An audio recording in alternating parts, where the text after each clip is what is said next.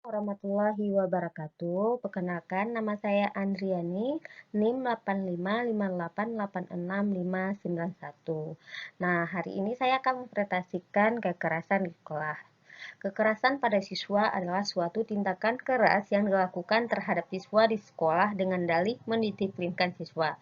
Di Indonesia, cukup banyak guru yang menilai cara kekerasan masih efektif untuk mengendalikan siswa.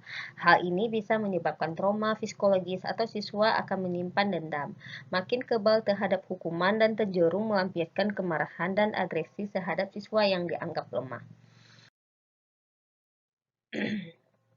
Bentuk kekerasan di sekolah itu sendiri ada kekerasan fisik, kekerasan psikis, kekerasan defensif atau perlindungan, dan kekerasan agresif.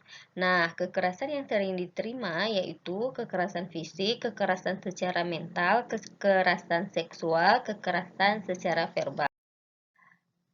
Kekerasan di sekolah yaitu pelaku tindak kekerasan di sekolah itu sendiri yaitu dari guru, dari orang tua, dari siswa, dan dari lingkungan.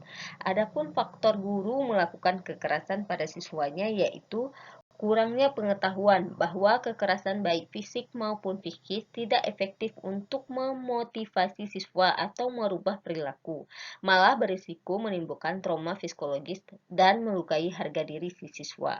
Nah, yang kedua itu ada persepsi yang fasial dalam menilai siswa. Kemudian, adanya masalah psikologi yang menyebabkan hambatan dalam mengelola emosi hingga guru yang bersangkutan menjadi lebih sensitif dan reaktif. Kemudian, salah satunya lagi yaitu adanya tekanan kerja serta muatan kurikulum yang menekankan pada kemampuan kognitif dan cenderung mengabaikan kemampuan afektif si siswa. Faktor kekerasan dari siswa sendiri yaitu perasaan superior dari diri siswa, perasaan inferior yang memancing siswa lain melakukan kekerasan padanya, ingin mendapat perhatian dengan melakukan kekerasan, pelampiasan dari kejadian yang dihadapinya, pembalasan dari perilaku kekerasan yang pernah diterimanya. Kemudian faktor kekerasan dari keluarga. Orang tua yang mengalami gangguan psikologis, disfungsi peran keluarga, masalah komunikasi dalam keluarga, bawaan orang tua yang agresif atau suka memukul. Kemudian faktor kekerasan dari lingkungan. Adanya budaya kekerasan. Seseorang melakukan kekerasan karena dirinya berada dalam satu kelompok yang sangat toleran terhadap tindakan kekerasan. Mengalami sindrom Stockholm, yaitu suatu kondisi psikologi di mana antara pihak korban dengan pihak agresor terbangun hubungan yang positif dan later on korban membantu agresor mewujudkan keinginan mereka. Kemudian juga adanya tayangan televisi yang banyak berbau kekerasan. Psikologi sosial.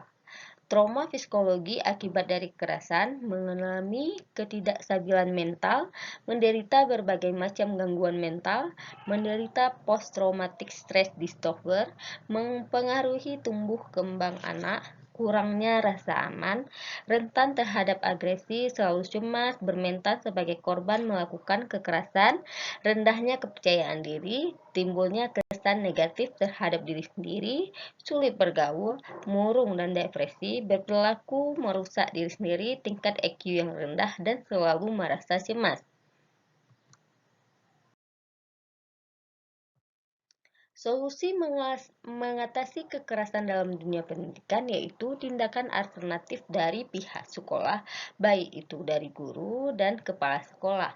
Kemudian keakraban penuh keterbukaan jika siswa dan guru mengalami permasalahan baik di dalam kelas ataupun mau waktu istirahat. Kemudian komunikasi yang jujur baik itu dari siswa maupun dari guru.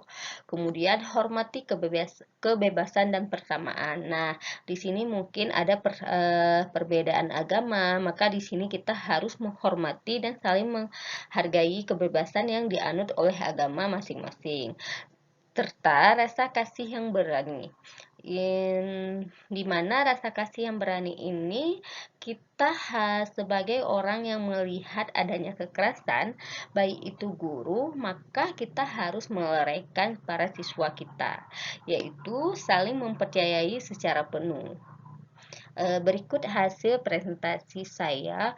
Maaf, Ibu Tutor, saya tidak bisa menampakkan wajah mengingat perangkat komputer saya tidak berbasis yang lebih tinggi, hanya dapat merekam flag presentasi yang saya rekam.